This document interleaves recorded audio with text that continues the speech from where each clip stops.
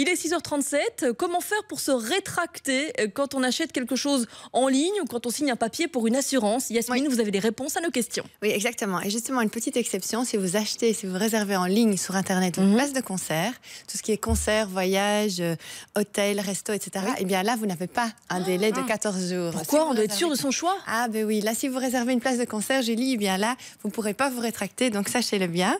Alors, comment est-ce qu'on fait pour se rétracter, justement? Eh bien, on peut renoncer sans frais, donc on ne doit pas jamais vous demander ni des frais, ni des indemnités supplémentaires, et vous ne devez pas nécessairement justifier. Vous pouvez dire clairement, voilà, j'annule l'achat ou j'annule votre prestation, mais vous ne devez pas vous justifier. Et ça doit se faire par un papier spécifique, alors justement, recommandé ou... Donc vous avez 14 jours normalement à compter du lendemain de la livraison du paquet ou la conclusion du contrat. Et alors, moi, ce que je recommande, c'est d'envoyer toujours une lettre recommandée. Pourquoi? Parce que vous avez la preuve de la date de l'envoi. Vous pouvez aussi envoyer un email, ça marche aussi. Mais moi, je recommande toujours d'envoyer par la poste le vieux système parce que là, vous avez la preuve. Et alors, bien souvent, sur les sites Internet, il est prévu un petit formulaire de rétractation que vous pouvez remplir et renvoyer soit par recommandé, soit par email. Alors, évidemment, les frais de renvoi sont à votre charge. Donc ça, en général, c'est comme ça, sauf disposition contraire. Alors, qu'est-ce qui se passe si le vendeur refuse? Eh bien, vous le mettez en demeure. Vous envoyez une lettre ou vous demandez à un copain, avocat ou juriste qui fait une belle petite lettre pour envoyer. Ça sent le vécu, je sais pas. Si vraiment, oui, ça sent le vécu, ça arrive souvent. Vous faites ça souvent? Ça arrive. Sur votre temps libre? D'aider mon frère ou mes amis ou plus. Et alors, si le vendeur ne veut vraiment rien entendre, eh bien là, avant d'aller en justice, essayez peut-être d'abord le règlement à l'amiable, ou alors il existe un service de médiation pour consommateurs. Je vous donnerai les sites tout à l'heure. C'est toujours intéressant de faire une médiation avant d'aller en justice. Alors, le vendeur, normalement, il a 14 jours pour vous rembourser dès la réception du colis. Et alors, moi, j'ai aussi 14 jours pour envoyer. Alors, je vais vous donner des petits conseils. Le premier, c'est respecter toujours la procédure qui est prévue par le vendeur.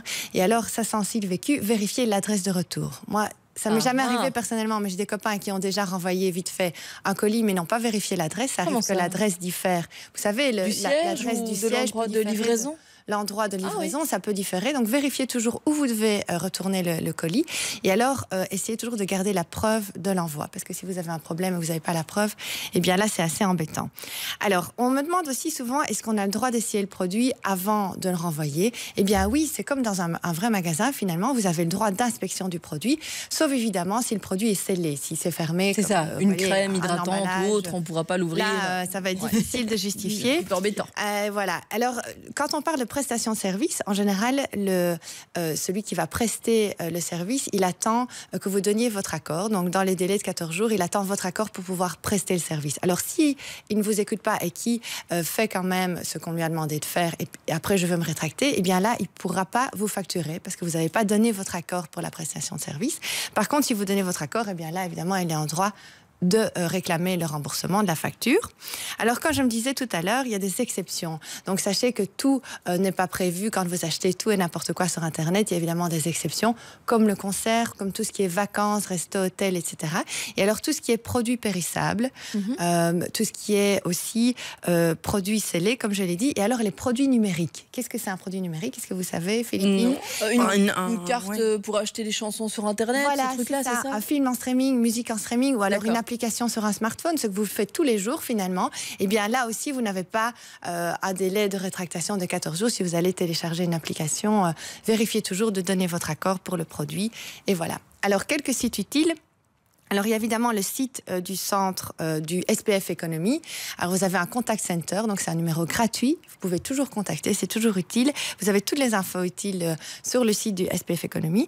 Alors, il y a aussi le site pointdecontact.belgique.be. Là, vous avez toutes les infos utiles en cas de litige au niveau national. Et alors, vous avez le site donc médiationconsommateur.be. C'est tout ce qui est consommateur et médiation, c'est toujours utile. Et alors, le cecbelgique.be, c'est le site des centres européens des consommateurs. Donc ici, c'est vraiment utile quand vous achetez sur Internet, ce qui arrive souvent finalement, un bien en Europe, donc en France, en Espagne ou ailleurs.